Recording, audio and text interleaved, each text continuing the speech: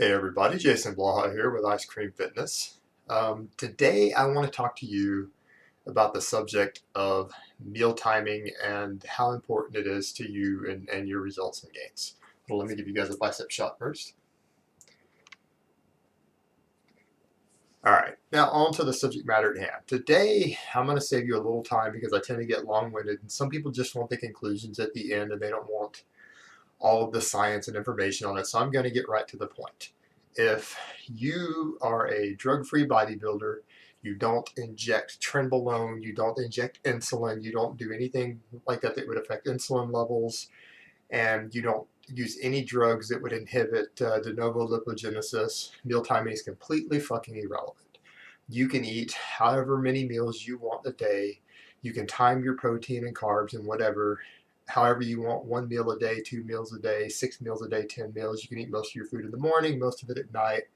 It doesn't make a fuck. It will not measurably or meaningfully impact your body composition in any way. So if you don't really want the details, you have your answer. For those who really want to know more about it, a couple of things to cover here. Meal timing, really, we know from the research at this point that the whole idea of 6 meals a day, stoking the metabolic furnace, this concept, it's been tested and tested and tested in the last decade. And the general consensus is whether it's sedentary or athletic populations, it seems to have no meaningful impact on body composition. Now, it might be more important for, diabetics and hypoglycemics, but for generally healthy people, it's just not a concern. And again, for some people who are suffering from blood sugar issues and they're obese and they're first starting training, they might need to take it into more consideration and do a little higher of a meal timing to keep their blood sugar stable. But once you've developed a certain degree of insulin sensitivity after you've lost weight and you're training hard and intensely regularly, even those people will oftentimes find it doesn't really matter for them any longer. So that being said, we know it's not meaningful there. And the same can be said, when people discuss things and we get all of this information about not eating carbs after 6 p.m., which is, one of the things that's come out, or that you should eat most of your carbs in the morning, or when the warrior diet became popular, you should eat all of your carbs at night, and this is the best way to manipulate, these things, or even now with intermittent fasting, which I actually use becoming popular, is people get these misconceptions that the timing of their carbohydrates is significant for them in terms of body composition.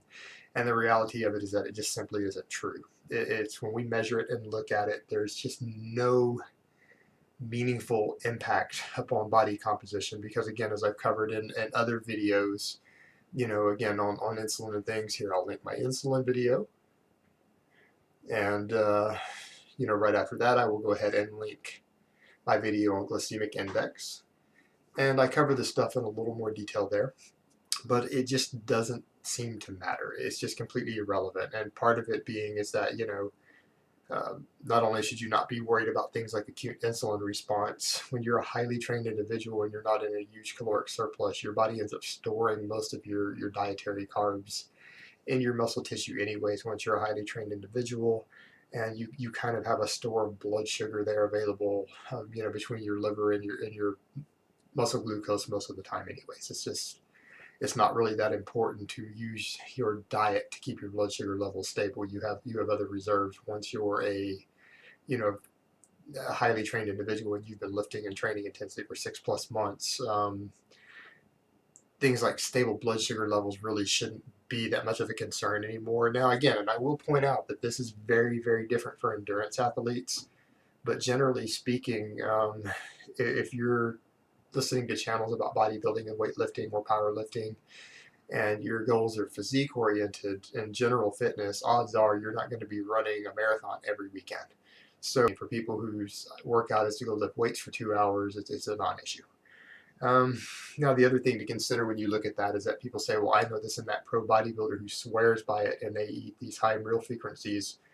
And the couple of problems with that. One, when you're looking at anecdote like that, if you're doing 17 different things and you haven't run multivariate analysis, just because something worked for you doesn't mean that it worked because you did this one variable and it wasn't the other things, like you went and you started lifting weights heavier, you got on a more effective program, and you started eating more calories and protein, I can assure you that's actually what caused that person to gain more muscle mass, not the 6 meals a day.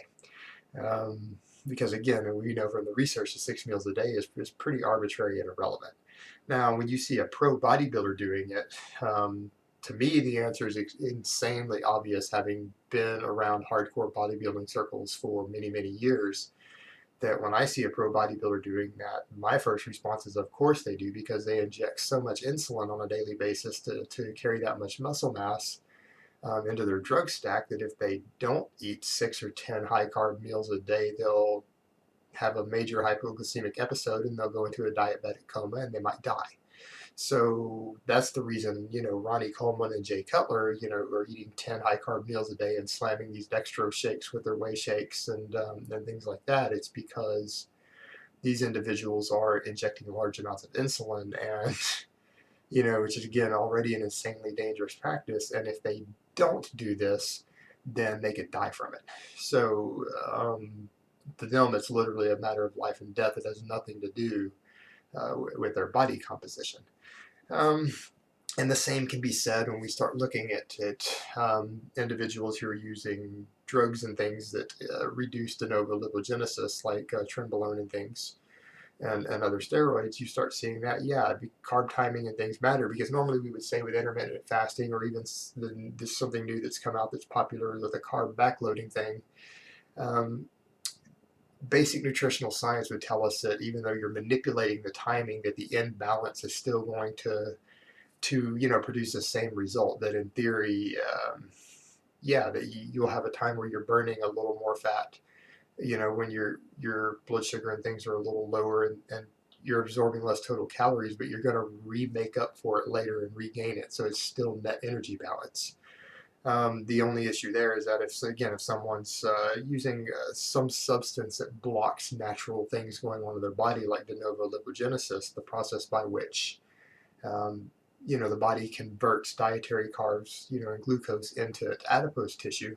Well, if they're using something that inhibits that, then the body might not fully catch up as much when they refeed. And so for these people, it's actually the opposite. It's not that they want to be doing high frequency, is that no, they do low frequency and have fasted type periods and things in there to elicit a potential recomposition effect.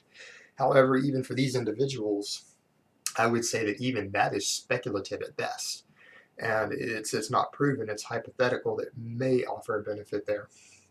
And even then, when people are using substances like that already cause noticeable recomposition of the body, then they still can't pin it down and say for sure that it's the diet timing doing it.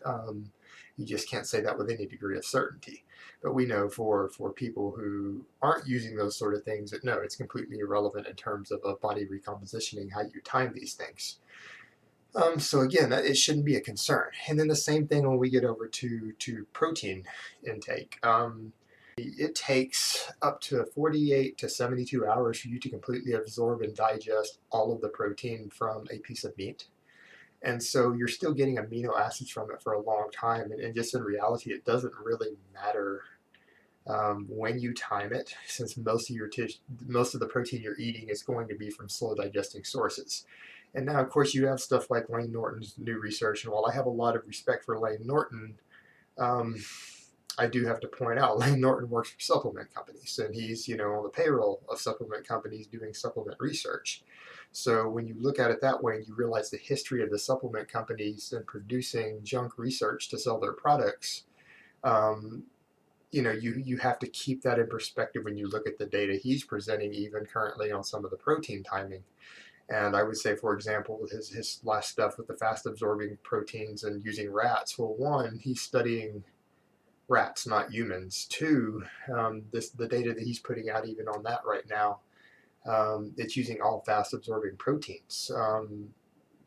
Who in bodybuilding that I mean, how many individuals are actually getting most or all of their dietary protein from whey and amino acid powders? No, most of us are eating meat, normal dairy, eggs, things like that to get most of our protein. These are slow absorbing sources. And so again, the research is studying just what happens with the timing with exclusively very fast absorbing sources, even if it was done in humans and it's not being done in humans, you still can't apply that to a normal balanced diet in the way that most of us eat. It just doesn't apply.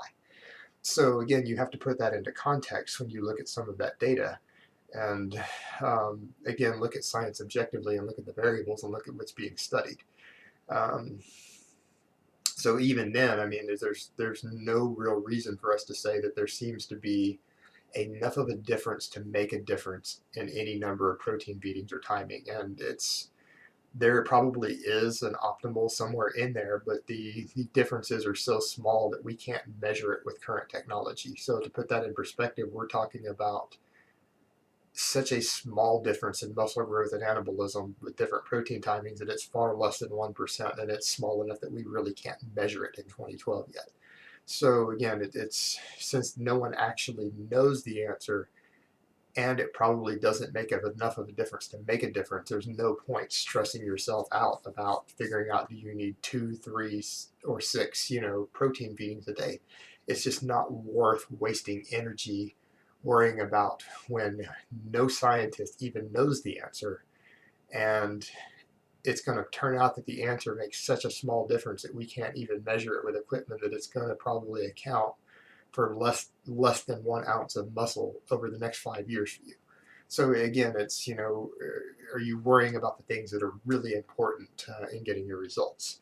And then when it comes to things like dietary fat, I mean, dietary fat is so slow digesting that it's completely irrelevant.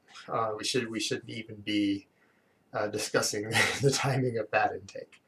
It's just a waste of time to even address the subject. So we get to this, the question becomes, how should you time your meal patterns? Well, obviously, since we know it doesn't make any direct difference on body composition, you should eat when it's convenient for you. If an intermittent fasting type protocol like what I do works great with your lifestyle, with your personal eating patterns, um, with your appetite, go for it.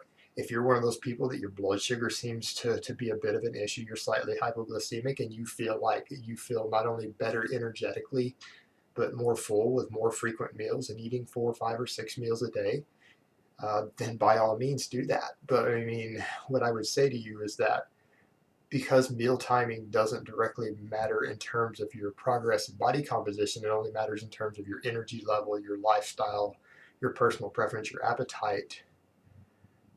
Just pick a pattern that's appropriate for your life. Pick something that works for you that doesn't cause you any stress, because since we know the timing doesn't matter and that it's more an issue of convenience and personal preference, it shouldn't be causing you any stress. It should be a completely stress-free thing and completely based upon your own energy levels and mood and how you feel and your lifestyle. It shouldn't be something that causes you stress, that causes you problems at work because you feel like you have to get a meal in at a certain time. It should be a stress-free endeavor, and it's really not something that you need to focus on from a physiological effect, but more of a psychological effect, a mood effect, an appetite effect. And you have to find what works for you on that, because we actually know that there are no rules to that. There's nothing that's set in stone. So I mean, with that one, um, do what you want to do what you're comfortable with. And again, I hope this has been informative for you, and let me give you guys another bicep shot. And that's all I have to say on that. I'll talk to you next time.